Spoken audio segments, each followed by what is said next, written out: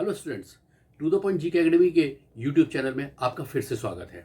मैं डॉक्टर संजय कामठानिया इस सप्ताह के सबसे 10 महत्वपूर्ण प्रश्नों को लेकर फिर से आपके सामने आया हूं और ये 10 महत्वपूर्ण प्रश्न महत्वपूर्ण तथ्यों के साथ है जिससे कि आपकी जो जानकारी है वो और बढ़ जाए। तो इस बार के जो 10 प्रश्न है वो इस प्रकार है।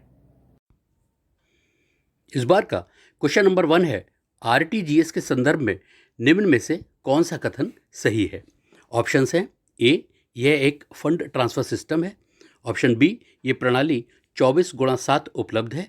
ऑप्शन सी, फंड ट्रांसफर की न्यूनतम राशि 2 लाख रुपए है। और ऑप्शन डी, उपर्युक्त सभी। और इसका जो सही आंसर है वो है ऑप्शन डी, उपर्युक्त सभी।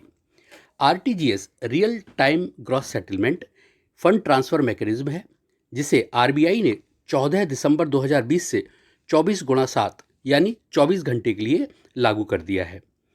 एक तथ्य और कि आरटीजीएस प्रणाली जैसा पहला सिस्टम यूएस फेडवायर सिस्टम था जिसे 1970 में अमेरिकी फेडरल रिजर्व बैंकों द्वारा शुरू किया गया था। अब हम चलते हैं अपने क्वेश्चन नंबर 2 की तरफ। अगला क्वेश्चन जो है हमारा नंबर 2 वो है कि प्रोफेसर रोद्दम नरसिम्हा जिनका निधन 14 दिसंबर 2020 को हुआ है किस क्षेत्र से संबंधित थे। ऑप्शंस हैं, ए, चिकित्सा विज्ञान, बी, अंतरिक्ष विज्ञान, सी, मृदा विज्ञान और ऑप्शन डी, पर्यावरण विज्ञान। और इसका जो सही आंसर है वो है ऑप्शन बी, अंतरिक्ष विज्ञान। अंतरिक्ष विज्ञानी प्रोफेसर नरसिम्हा ने भारत के अंतरिक्ष कार्यक्रम में महत्वपूर्ण योगदान दिया है और उन्हें वर्ष 2013 में पद्म विभूषण से सम्मानित किया गया था। इसके साथ एक अन्य जो महत्वपूर्ण तथ्य है वो ये है कि उन्होंने पूर्व राष्ट्रपति डॉक्टर एपीजे अब्दुल कलाम के साथ development in fluid mechanism and space technology नामक पुस्तक लिखी थी।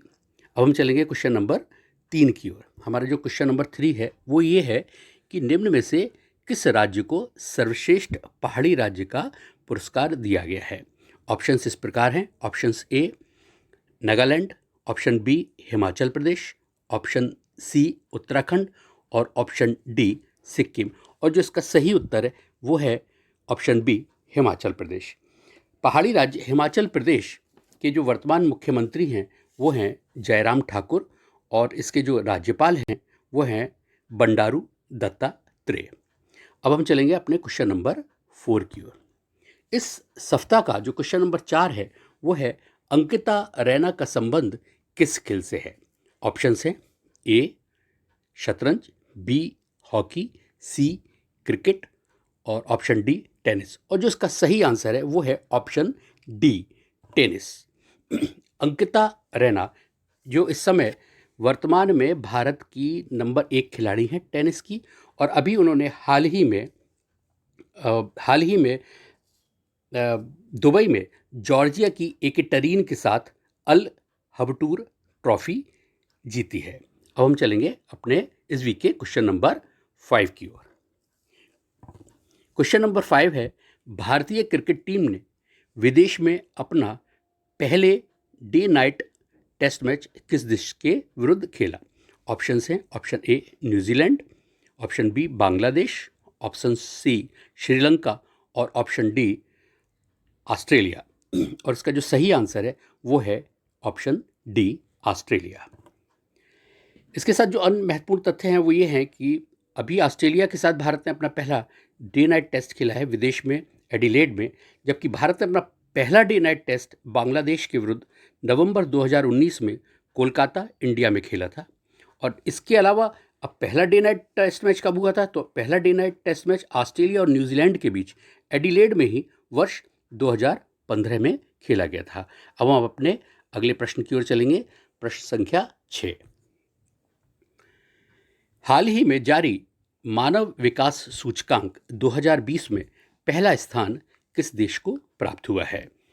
ये बहुत इंपॉर्टेंट क्वेश्चन है और इसका जो ऑप्शंस हैं वो हैं, ए, ऑस्ट्रेलिया, बी, नॉर्वे, सी, स्विट्जरलैंड और ऑप्शन डी, फ्रांस। और इसका जो सही आंसर है वो है ऑप्शन बी, नॉर्वे।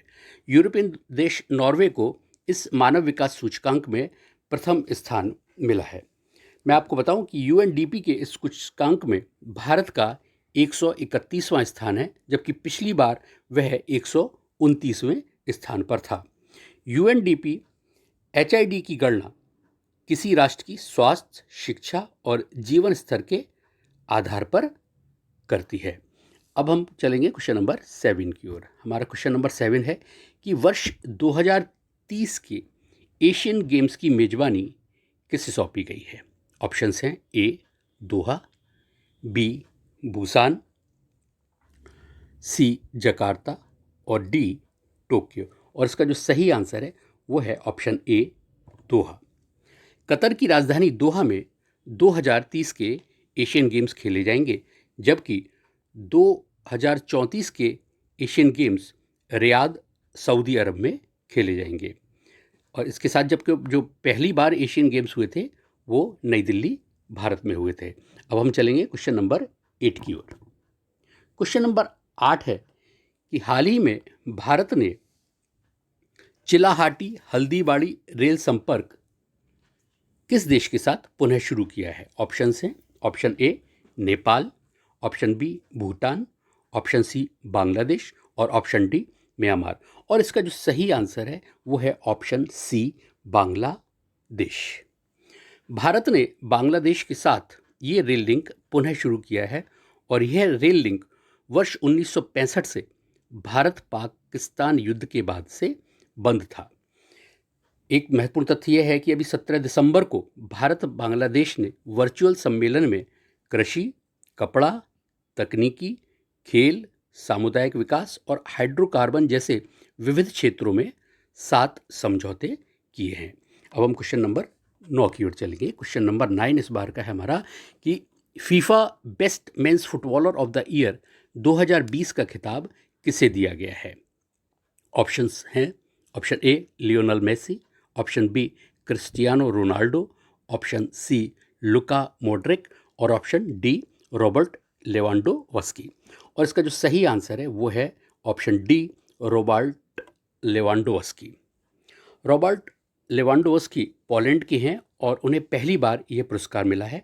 वे बायर्न म्यूनिख से खेलते हैं। फुटबॉल की अंतर्राष्ट्रीय संस्था फीफा के अध्यक्ष हैं इस समय जियानी इन्फेंटिनो और फीफा का जो हेड ऑफिस है वो है ज्यूरिख, स्विट्जरलैंड में है। अब हम इस हफ्ते के क्वेश्चन नंबर 10 की ओर चलेंगे। Question number 10। क्वेश्चन नंबर 10 है हमारा कि निम्न में से किस सैटेलाइट को हाल ही में इसरो ने PSLV C50 द्वारा प्रक्षेपित किया है। ऑप्शन इस प्रकार हैं option A TRV-7, B reset, C scramjet और ऑप्शन डी CMS-01। और इसका जो सही आंसर है वो है ऑप्शन डी CMS-01।